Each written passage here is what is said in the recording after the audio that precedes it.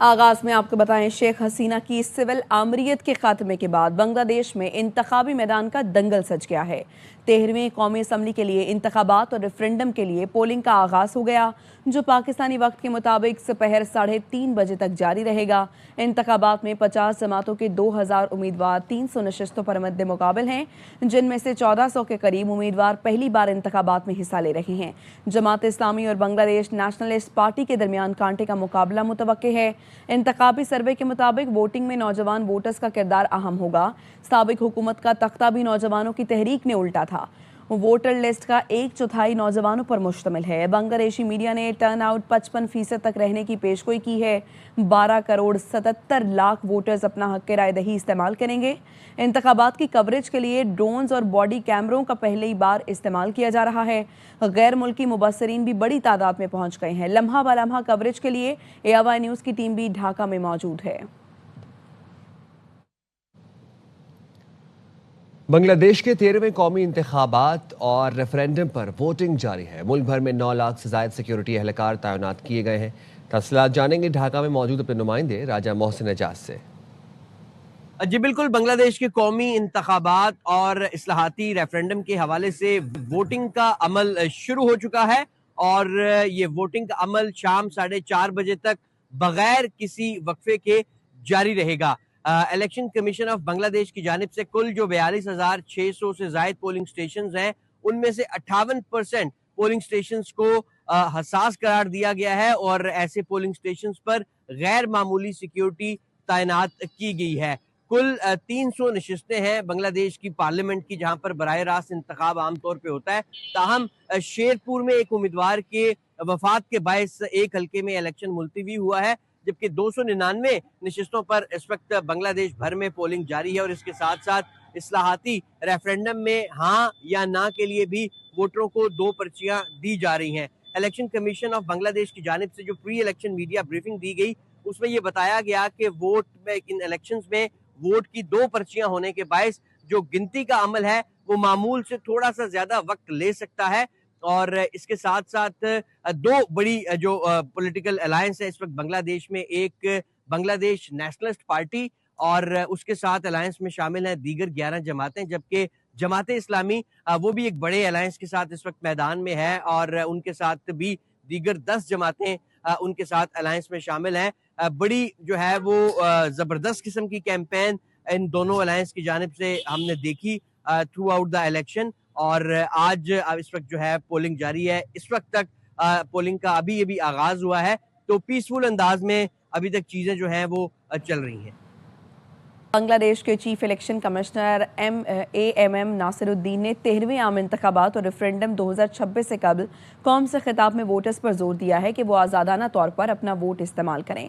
Bangladesh TV पर नशर खिताब में उनका कहना था, वोट देना सिर्फ हक नहीं बल्कि कौमी जिम्मेदारी भी है। उन्होंने सियासी जमातों, उम्मीदवारों और वोटर्स से पुरअमन माहौल बरकरार रखने की अपील की और कहा कि इख्तिलाफ राय जमहूरियत का फितरी हिस्सा है। चीफ इलेक्शन कमिश्नर ने कहा कि जीत और हार को जमहूरी अमल के तहत तस्लीम किया जाना चाहिए।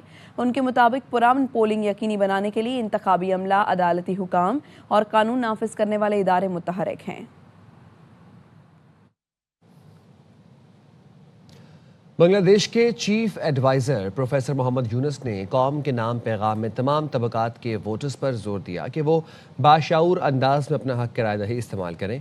मोहम्मद यूनुस ने सियासी जमातों और उम्मीदवारों से बर्दाश्त और जमहूरी रवैया अपनाने की अपील करते हुए कहा कि रेफरेंडम के जरिए अवाम मुल्क के मुस्तकबिल की रियासती ढांचे पर अपनी राय देंगे। उनका कहना था कि आज़ाद, मुनसिफाना और काबिल कबूल इंतखाबात जमहूरी रियासत की बुनियाद हैं और अबूरी हुकूमत इस मकसद के लिए पुरअज़्म है। प्रोफेसर यूनुस ने इंतज़ामिया, इलेक्शन कमीशन और कानून नाफिज करने वाले इदारों को हिदायत की कि वह मुकम्मल पेशा वराना अंदाज में फ़राइज़ अंजाम दें ताकि हर शहरी बिला खौफ वोट डाल सकें। कराची में बलोच कॉलोनी पुल के करीब 8 मंजिला रहायशी इमारत में लगी आग पर काबू पा लिया गया। कूलिंग का अमल जारी है। मजीद बताएंगे अदनान राजपूत।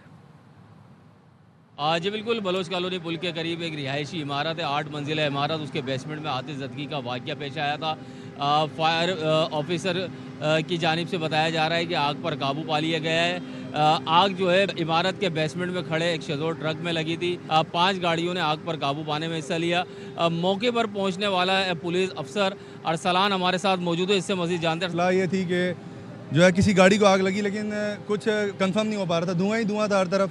मैं खुद इंटर हुआ, मेरे जवान अंदर गए, नज़र नहीं आ रहा था। तो फिर हमने अपनी मदद आपके तहत फायर ब्रिगेड भी मौके पर पहुंची, मशीनें आई और के इलेक्ट्रिक की गाड़ियों को पकड़ा। हम खुद जो है बजरिया सीढ़ी लोगों को निकाला गया। हुकाम की जानिब से यही बताया जा रहा है कि आग पर काबू पा लिया गया है। फायर ब्रिगेड की 5 से ज़ायद गाड़ियों ने आग पर काबू पाने में हिस्सा लिया है, जबकि आग लगने के नतीजे में कोई जानी नुकसान नहीं हुआ। जी, आगे बढ़ेंगे और आपको बताएंगे कि नेतन्याहू को बता दिया अगर ईरान से मुआहदा मुमकिन हुआ तो यही हमारी तरजीह होगी। नेतन्याहू से मुलाकात के बाद जारी बयान में अमेरिकी सदर डोनाल्ड ट्रंप ने कहा, मुलाकात में कोई हतमी फैसला नहीं हुआ। मैंने इस बात पर जोर दिया कि ईरान से मुज़ाकरात जारी रहने चाहिए। अगर मुआहदा मुमकिन ना हो सका तो फिर नताइज का इंतजार करना होगा। पहले ईरान ने मुआहदा ना करने के फैसले को बेहतर समझा था। ईरान के मुआहदा ना करने के फैसले के बाद मिडनाइट हैमर हमला किया गया। उम्मीद है कि इस बार ईरान ज़्यादा मकबूल और जिम्मेदार रवैया इख्तियार करेगा।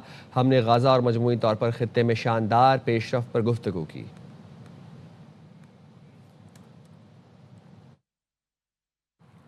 वज़ीर-ए-आज़म शहबाज शरीफ 18 फरवरी को वाशिंगटन डीसी पहुंचेंगे। वज़ीर-ए-आज़म शहबाज शरीफ 19 फरवरी को बोर्ड ऑफ पीस के पहले इजलास में शिरकत करेंगे।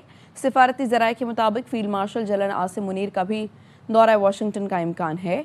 सदर डोनाल्ड ट्रंप 19 फरवरी को वाशिंगटन में बोर्ड ऑफ पीस के पहले इजलास की मेज़बानी करेंगे। इजलास की बुनियादी तवज्जो गज़ा की तामीर नौ के लिए फंडिंग और जंगबंदी को मजबूत बनाने पर मरकूज़ है। सरबराही इजलास में गज़ा में जंगबंदी और इलाके की तामीर नौ के लिए फंड रेजिंग पर गौर किया जाएगा। इजलास Donald Trump US institute of peace में मुनाकिद किया जाएगा। बोर्ड के शुरका में पाकिस्तान, मुत्तहिदा अरब इमारात, सऊदी अरब, मिस्र, कतर, बहरीन शामिल है। बोर्ड के दीगर शुरका में तुर्की, हंगरी, मराकश, अल्बानिया, बल्गारिया, अर्जेंटीना और पैराग्वे भी शामिल हैं। बोर्ड के शुरका में काज़ाकिस्तान, मंगोलिया, उज़्बेकिस्तान, इंडोनेशिया और वियतनाम भी मौजूद हैं। पीस बोर्ड की मुस्तकिल रुकनियत के लिए $1 अरब की शराकत लाजमी करार दी गई है। बोर्ड की तजवीज़ वर्ल्ड इकनॉमिक फोरम डेविस में पेश की गई थी। जनवरी 2026 में इसे मंजूर किया गया। अमरीकी सदर डोनाल्ड ट्रंप बतौर चेयरमैन बोर्ड खिदमात अंजाम दे रहे हैं। वज़ीर-ए-आज़म शहबाज शरीफ की तरलाई में इमाम बारगाह खतीजतुल कुबरा आमद 14 के लवाहिकीन और मुतासरीन से मुलाकात की। गुफ्तगू में कहा, 6 फरवरी के वाक़े पर पूरी कौम सोगवार है। ओन अब्बास की कुर्बानी को कौम सुनहरी हरूफ में याद रखेगी। वज़ीर-ए-आज़म ने ओन अब्बास के घर वालों के लिए 1 करोड़ रुपये और शहदा के लिए 50 लाख रुपये इमदाद का ऐलान किया। शहदा के बच्चों को नौकरी देने का ऐलान भी किया।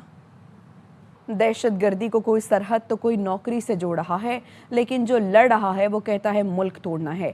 ये लोग बलोच शनाख्त पर कौमी रियासत बनाना चाहते हैं। वज़ीर आला सरफराज बुगटी का बलोचिस्तान असम्बली में इजहार ख्याल। कहा, हमला करके क्या एक यूनियन काउंसिल आज़ाद करवाई? कितने बलोच मरवा दिए। मासूम लोगों को कत्ल करने वालों से कोई बात नहीं हो सकती। कहीं कोई तरक्की नहीं तो इसका मतलब ये नहीं लोग बंदूक उठा लें।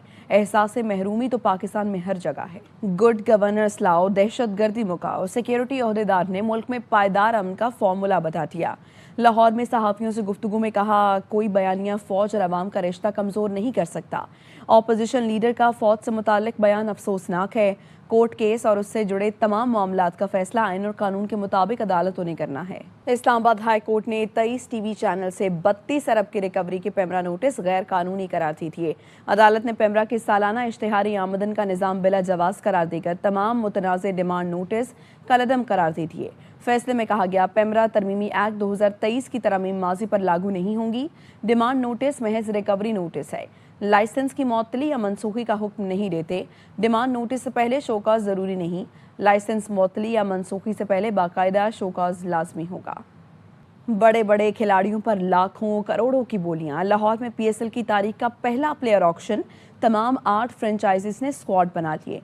नसीम शाह ऑक्शन में फरोख्त होने वाले महंगे तरीन खिलाड़ी। रावलपिंडी ने 8 करोड़ 65 लाख रुपए में खरीदा। पाकिस्तान सुपर लीग की मकबूल तरीन फ्रेंचाइज कराची किंग्स ने ऑक्शन में तहलका मचा दिया। बड़े बड़े नाम किंग्स के 18 रुकनी स्क्वाड में शामिल। डेविड वार्नर को 7 करोड़ 90 लाख, सलमान आगा को 5 करोड़ 85 लाख और एडम जैम्पा को 4.5 करोड़ रुपए में खरीदा गया। Team director Karachi kings Haider Azhar 18 रुकनी स्क्वाड से मुतमईन। प्रेस कॉन्फ्रेंस में कहा, वार्नर हमारी पहली तरजीह थे, सोच रखा था उनके लिए किसी भी हद तक जाएंगे। सलमान आगा एडम जैम्पा को मुंतखब करके बहुत खुश हैं। कराची से ताल्लुक रखने वाले आजम खान और मीर हमजा की शमूलियत की भी खुशी है। जनूबी अफ्रीका ने सनसनीखेज तरीन मुकाबले के बाद अफगानिस्तान को हरा दिया। T20 वर्ल्ड कप का सांस रोकने वाला मैच दूसरे सुपर ओवर तक गया। क्रिकेट के दीवानों का पसंदीदा शो हर लम्हा पुरजोश। बासित अली का कहना था, अभी तो भारत से मैच हुआ ही नहीं, उस्मान तारिक के एक्शन पर शोट डाल दिया। अफगानिस्तान का वर्ल्ड कप में सफर तकरीबन खत्म हो गया। कामन अकमल बोले, अफगानिस्तान और जनूबी अफ्रीका का आज का मैच जबरदस्त था। उस्मान तारिक के बॉलिंग एक्शन पर अंपायर अलीम डार को भी एक वीडियो डालनी चाहिए। और अब बात मौसम के मिजाज की। मुल्क के शिमाली इलाका जात आज भी यकबस्ता हवाओं की लपेट में रहेंगे। महकमा मौसमियात ने आइंदा 24 घंटे के दौरान कश्मीर, गिलगित, दीर, चित्राल, स्वात समेत दीगर बालाई इलाकों में मौसम शदीद सर्द रहने की पेशगोई की है। कराची, कोयटा, लाहौर, इस्लामाबाद, पेशावर समेत बेशतर अजला में मौसम सर्द और खुश्क रहेगा।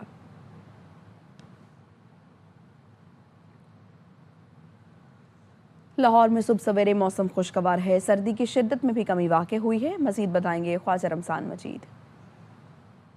लाहौर समेत पंजाब भर में मौसम में वाज़ह तौर पर तब्दीली आना शुरू हो चुकी है और सर्दी की शिद्दत में भी कमी वाक़या होने लगी है। सुबह सवेरे हल्की ठंडी हवा चल रही है और सूरज बादलों की ओर से निकला हुआ है, जबकि पंजाब के जो दीगर मैदानी इलाके हैं वहाँ पर भी धुंध का मुकम्मल तौर पर ख़ात्मा हो चुका है। और शहर के दर्जा हरारत की बात की जाए तो शहर का जो ज़्यादा से ज़्यादा दर्जा हरारत है वो 26 डिग्री सेंटीग्रेड और कम से कम दर्जा हरारत 11 डिग्री सेंटीग्रेड तक रिकॉर्ड किया गया है।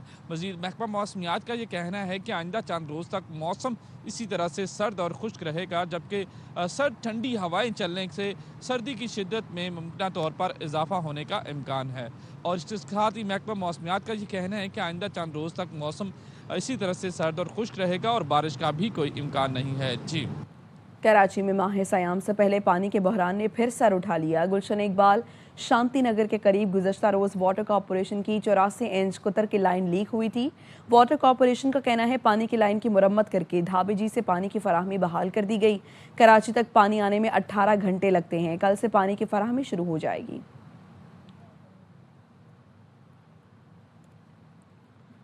कराची के इलाके शीरी जिना कॉलोनी में जरगे के बाद 2 अफराद को कत्ल कर दिया गया। पुलिस हुकाम के मुताबिक जरगे में सुलह ना होने पर फायरिंग की गई। मकतूलीन और मुलजिमान आपस में मामू भांजे हैं। मकतूलीन की शनाख्त कामरान और सरताज के नाम से हुई। फरीकैन के दरमियान तवील अरसे से लेन देन का तनाज़ा था। पुलिस ने फायरिंग में मुलव्वस 2 मुलजिमान को गिरफ्तार कर लिया।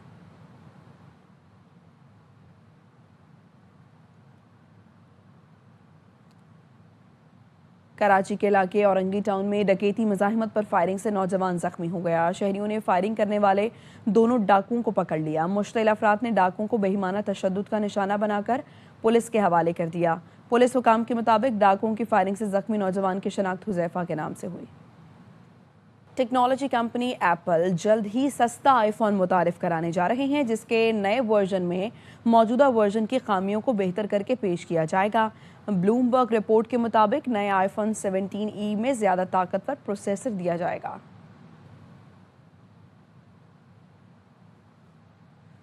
दुनिया को तबाही से बचाने के लिए सुपर गर्ल फिर मैदान में आ गई है। हॉलीवुड की एक्शन से भरपूर science fiction film super girl का नया ट्रेलर जारी। हाजिर होंगे न्यूज़ हेडलाइंस के साथ।